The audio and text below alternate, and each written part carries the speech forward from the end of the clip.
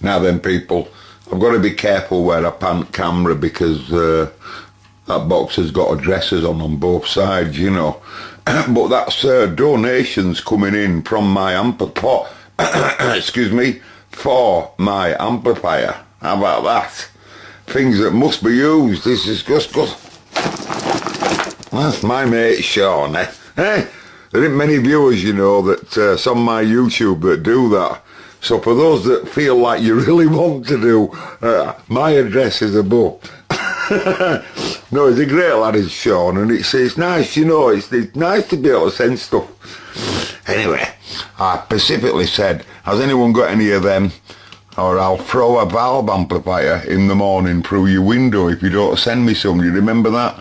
And well, he did. And he sent me the perfect size, the perfect diameter. Oh, you know, that's not something I can use in my amplifier at all. It just can't be allowed. But the thousands of times that stuff comes in, Sean, I'm telling you. Now then, today, ladies and gentlemen, another thing I specifically asked for, I said I don't have any blue LEDs. I want some bright blue LEDs. I might make them peak. It's very easy, as you know, to turn an LED on and off. And the current demand is just marvellous. You all know that. But the point is, I don't probably want them on all the time. So they want to be switchable, and I want them to, I think I'm going to have them working as a peak LED. I'll calibrate them with Audio Genie, and I'll calibrate them to turn on at 0 dB, something like that, something similar to that, so that they light up right bright blue when they're just on verge of distortion. I have a distortion meter here. But I would imagine it could take its impedance, no problem, so I'd be able to set up, you know, when the distortion were occurring. Anyway, in this video, if you have any ideas that you'd like me to try and put, then please feel free. Anyway, I didn't have I've got quite a lot of LEDs since I've made that video showing you them. I found some more, but still none like the ones that Sean has sent me. Sean has sent me a small sample.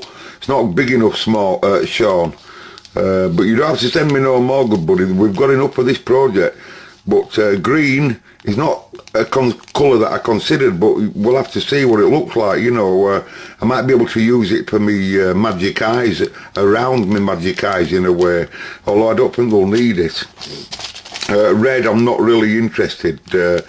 I might like the preamp up a soft yellow. I'm thinking about the preamp tube here, a soft yellow glow. But them, bright blue, folks, they'd be perfect, I reckon, for me EL84s.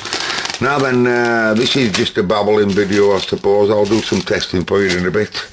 But where to break the species up has been worked out. I made a slight mistake, and as soon as I said it, I realised that's a mistake, because that's not what you're going to do. You know, when I said to you that, if you notice, we made some alterations here now. Because I'm not far off finishing this side, once it needs cleaning up all again, because there's been lots of changes. You'll notice caps in a different place now, and this feed wire to other anode side. And you'll notice that these are the islands I was telling you about that I were making. You might just build, you know where them two caps are coming off at anode, and then there's two little islands. Well, one of them, so I can get, I mean, these are only thin cables at the moment, but soon I'll use some good quality. But I can get me braid, you see, and then solder it straight to deck, as you can see, and that's one output from the preamp, and I've done exactly the same on other channel here. So now I've got screen cables coming out, but the screen cables, by law, only need to go to the balance control. That's all they need to go, and the reason for that is because this 500k log, like I say, and this 150. So theoretically, from that point, right, you know, like I said, we've got to keep that in its circuit. So all I'll do, when I build the power amp, I will just put a volume control strapped exactly the same way as that on the power amp side, just the same way as that, and you'll feed your high level AF, your high level preamp. And that's the thing as well when we're talking about inputs and outputs, is what I'm really looking forward to is seeing exactly peak to peak voltage per amplifier comes out of the EWC83 when it's at its biggest input. And to do that, I'll just keep ramming a total 1K down it, and I'll get it right until it's nearly distorting on, you know, just not far off, just short of flat topping on both channels, and then I'll output the output and read the voltage of it peak to peak, and that'll tell me exactly how much AF's being needed to drive these. I'll monitor these at the same time, but I don't have that AF dummy load just yet. But you see, they work into their own load because of how they're set up. You know, so you know, all of that, once it's up and running, it's really quite, you know, once that's strapped like that, you know, it's hard to explain. But anyway, I'm mocking up my eyes, so I've just made this, as you can see, just to hold my valve holders in place. I'm sorry about this. And notice he's got a nice little smiling face. You can see him there, can't you? Now then, in this video, what I'm going to do, it's a test 429621 is this video, because there's a valve person just walked through the door, folks.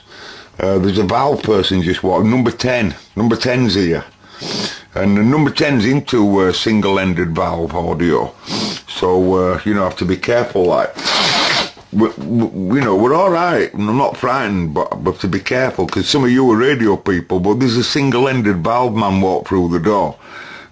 So anyway, so you'll notice the you know, I thought, and I did the same at the back, just because you don't want them two touching together, because there's some titty on them, and I don't want to hurt the valves in any way. Of course, I'm current loaded, but I don't want to hurt the tubes. But I need to do current demands on everything. We must look after Beverly. She's crucially important, right? The current demand, right, from the whole circuit must not, in my opinion, come to 90 milliamp. I want it less than 90. I'd like it at around 80 totally, right, of what he has to deliver, right, and he's an 81. I think he's capable of 100 mil, isn't he? Anyway, the point is, what we've been looking at in them videos is you saw the current in the other video there of the 84s together, but I've been working the current out with the 84s and with the Magic Eyes, because you'll notice now that the HT supply from my Magic Eye panel that I made in ages ago, right, goes to the same supply. Everything's the same. So it's you know, we're like developing the wiring plan of how, when the power amps are on their own in time, what they will need exactly, how they'll run on their own, and what the current demands and everything of them are on their own, right? Where he'll get his power supply from, and the preamp. So at the moment, you'll notice that the power supply from the preamp is going to the amp meter, and he comes in supply. These guys are all getting continuous supplies now, so they're all, because I've already done them, I've measured them and we've sorted them. Now then, I'm not talking about the main whole current. The biggest demand on all of this circuit, folks, believe it or not, is not the HT, it is the heater supply. Anything that makes heat, as you saw in video other one, demands some titty, and all the heaters do. Now this fella, I'm not calculating, we know on the amp meter that when I wake him up he's roughly 300. He has a surge, as all these sort of circuits do. So he comes up, and then eventually he'll come and he'll live at about 300. Now we'll be on a separate power supply with me 83, so I'm not worried about me 83. Remember, the more voltage I give it, the more current it'll demand. So if I get it at 6.3, oh, don't do that. Right, you can see that the target is supposed to be 300 mil for 6.3. The more voltage you see, the more current, you know. So, but the point is, he'll be running on a separate supply. So I'm not worried about him, right? I'm not worried about him, right? But the point is, right, the whole adding these up. That, you know, I've got to supply the HT current for them correctly so that I can fuse it all correctly, and I've got to supply the heater current. Now that heater current's got to come from somewhere, and the heater current for them's got to come from somewhere, and you know, don't forget him, but don't forget him, you know. See, that's the point. You add all of it up, and then you work out then what load is on the heater side of that. Now you'll be surprised on how much current it's designed to take.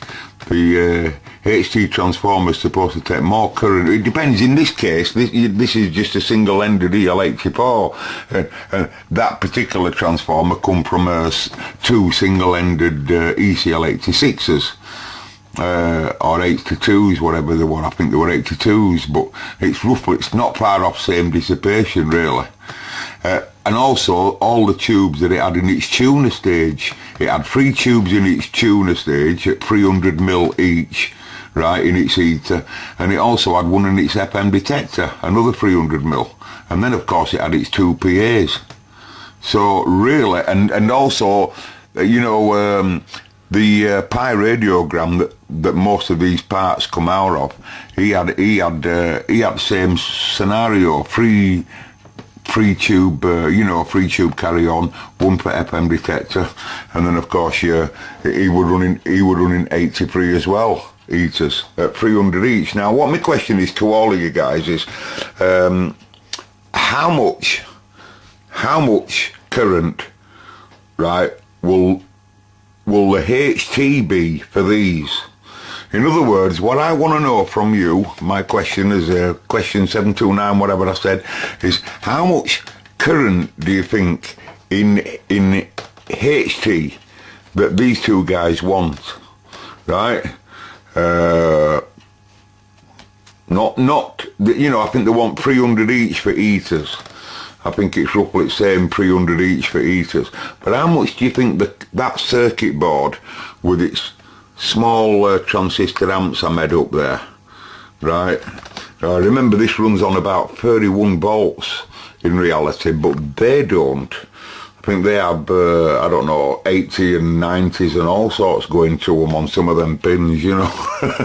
So deflector plates, and they have anodes and all of that, you know, but it's a different carry-on picture. But anyway, how much current does that draw from the HT is my question to you. And now we're going to look at how much current the ECC83. So if you're watching previous videos, you'll know how much the 84s demand, and the 83. No, the 83 was separate, wasn't it? So what we'll see now is we'll just see on how much current he demands. Well now, we've come to one conclusion. No more of the Babylon inspiration. I know what you're thinking, it's not on. You can clearly hear that it is, can't you?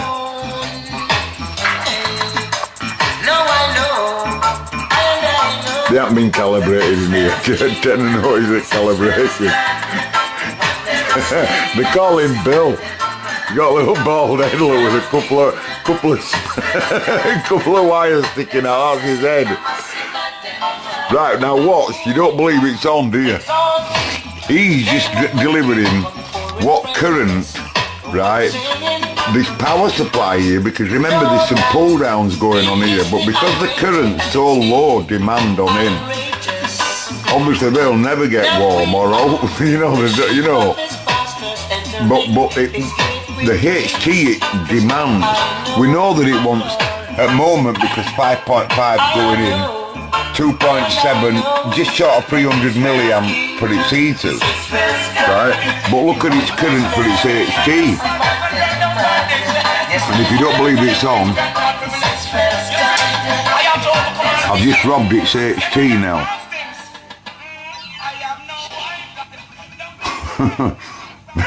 So now you believe it, don't you? Right, there's no HT going to it. And it come on instantly because the heaters were already up and running, you see. The reason why it took it time to deteriorate is because of this filter cap here. That filter cap there, that's that cap there. That's that one. And it's him that gives it a little bit of supply, you see. You know, a little bit of reserve for reservoir. So that's why, but because the heaters are still rolling, as soon as I give the preamp HT, just a minute peak when it first wakes up because it demands, but as soon as it gets going, that's amazing, isn't it? Is that amazing, folks? That? Getting to know the tune. What a marvellous device. Now then, question is, what voltage? Let me put something different on. Okay, folks, I'm going to end this video, but I just want to tell you the plan is developing, and all I want you to know really is basically how much current does he demand in HT, and then in some other videos I'll be working out its all its heater supplies. Now then, the new pad, the first job it has to do is the design. Right now I've been studying about the design, and the first mission is going to have to be an integrated type idea. But it's important to break it all up in such a fashion that I know that I can just give that preamp.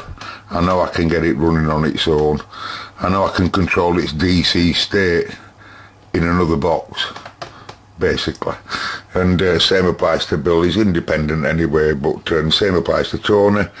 You know, but each one of these, so I've sussed that.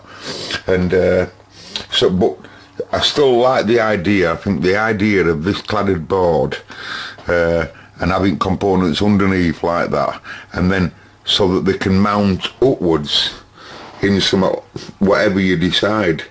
So for now I'm going to have to go for the integrated design, which is of course plan 1. That's just the preamp and the power amp with an external PA, right? Which is what I fancy. At least we can keep all that nastiness out of way, and also I can't go off the orientation or position of these. You know, I would imagine these will be a certain distance apart for temperature. I'll have to decide. These are output transformers with tops on, of course, and they're quite small transformers, so they won't have to be so big tops. And the orientation or whatever might change about them. My magic eyes will be here like so. Just probably a pre-position mode switch. Probably no record selector or all like that. It's just not required for this. It's just a plaything. All metal wood. I don't know regarding edges. I don't know whether I go for mitered corners or what. I really don't know. But the interesting part, what you do not see, is here. I can't draw it though. I'm a pathetic drawer, as I'm sure you're aware. But I want the top part. You see, when I come to mount my preamp tube, all I got to do is cut it to size, drill 4 holes, you know, and then I can mount it directly underneath. But I don't want all the screw studs and what have you showing. So I'm gonna make like a frame for it all to bolt into. With beveled screws and stuff like that. I can't explain it now. And then this will just be a fancy top that slots on, you know, before transformers get put on. And it's got a beveled edge, so it's like probably, I don't know, probably stainless steel, brushed alloy, I don't know, powder coated at any colour I choose that matches transformer boxes. I really don't know. I'm not so sure about that just yet. But I know that I want a rolled edge, if you understand what I mean, like a rolled beveled edge going all the way around and beveled into corners and all this like that. Now then, this isn't what you think here. This is the edge of the timber that you see, the line all the way around, like the timber frame. But what I want a situation where there's this stainless steel top is in reality lifted up for ventilation. I do not want to cut any air vents in here, or at front, or at back, or at sides. I'll just have a few underneath when it's on feet underneath, you know, lifted up. And there'll be a bottom panel that you can unscrew for servicing. But the thing is, right, I want a minute gap all the way underneath this brushed alloy top, whatever. I want a 3mm gap that not only allows any heat, there won't be hardly any, but any heat underneath to escape all the way around the whole perimeter, right? I've already sussed out how I'd mount that in that wooden chassis, but that's that. Now why? Well, it's mainly for the heat, health and safety, and also to see where the smoke's coming from. When you leave it playing Yazoo, of course, upstairs at Eric's, and you've been leaving it clipping, you know, and you're deaf, aren't you? You're messing around, arguing with next door neighbour. Not me, but you know, it might be you, might it? Right, but seriously, what I want there, there's many diagrams available on the internet where you can have bar graph LEDs, bar graph LEDs, I'm sure you've seen them. And you can have them just using an LED driver. You can have anywhere between 3 outputs to 25 outputs, or even cascade. You can cascade certain ICs so that they'll drive as many LEDs as you want. The more amplitude audio that gets made in the output stage, the more voltage gets created. These ICs cascade and keep turning more and more and more LEDs on until voltage starts falling away, hence the LED bar graph display. That's how it works. But what I was thinking of doing is starting up here in centre, underneath, completely, you do not see one LED. You, the viewer, looking outside the box, you don't see one LED. And start off here going, I don't know, say an orange, or, you know, alternative colours, but in a relatively order, but alternative colours all the way around. And the LEDs just set back underneath this, so they don't create no heat, but loads of them. They're all driven off them ICs, like I say, and they come right up to here, to this side. So you've got now, like underneath, like just a big strip of LEDs, like, you know, where the right-hand channel drives this side, modulating this direction, and the right-hand side, the same side modulates this side inwards, and exactly the same scenario on this side. So when he's modulating loudly, he goes shoof, when he flashes to centre like that, and then he goes shoof, shoof, all at the same time. So if there was something loud happening on this channel, it goes shoof, shoof, shoof, and that goes shoof, shoof, shoof. Do you get what I mean? And peak LED in EL84s, that when they're really just on verge of peaking, you can obviously make them adjustable so that you could make them go, you know, to loud peaks, blue. I'd love something in it. And then I look up front and see them eyes like that, and they'd say, what the freaking they will. We'll talk about that and be impressive to mates, wouldn't it? Oh, it's an amp I threw together. It is my first amplifier for Valve, but hey, I just threw it together like. Anyway, so if anyone's got any ideas, and any circuits would be interesting if you've got links to circuits. I don't know how many LEDs that I'd need. I don't know. We've certainly got the LEDs in all various colours, and if I hide them underneath, I could use any different shapes and stuff. For no bollocks I've got, it wouldn't make a difference, would it? They'd be hidden. It'd be nice, that. What do you think? That'd be good, that? That'd be alright. You know, can't you see? Can you see it? If you've got any ideas, write in, ladies and gentlemen. May the force be with you. This is the first version of the production line. We're starting to set new staff on, so any Valve personnel can come forward with your credential. Please send your CVs. I want to know where you've come from and what have you, and what you do in your history, you know, and just send them in. And we're starting a small company up, making top class. Listen, top class hi-fi amplifiers, QRP for QRP prices, but you decide what it wants to have. You, the YouTube, this is only a YouTube offer, of course. So you, of course, you write in, you say, I love the so-and-so valve. I love the so-and-so look. I want it to be like this. I want it to have this, that, another, blah, blah, blah. I want this. I want a Nixie clock on top. I want one of them Nixie clocks. Has anyone seen any of them Nixie clocks? If you haven't seen them, go type in right now, Nixie clock. Just do it. Nixie clock. Right? Very similar idea, wooden plinth cabinet. Look for some nice ones. Go do it. Don't just look at me. After Nixie clock. Do it. And some of them look brilliant. You could have all kinds of them reading wattage and stuff like that, you know, telling you wattage, like, just for a laugh, you know, when it gets to 3 watts, telling you, whoa, you got to 3 watts.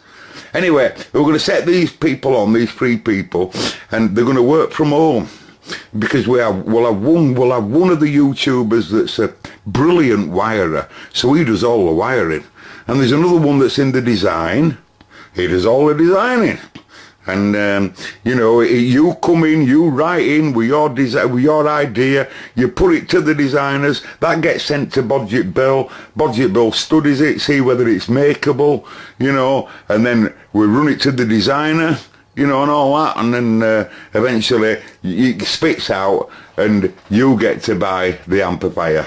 Very expensive, I might like to add. These are very, very, very expensive. I mean, you only have to look at the workmanship of the drawing for a start. Catch you later. Goodbye. I can see the CVs now.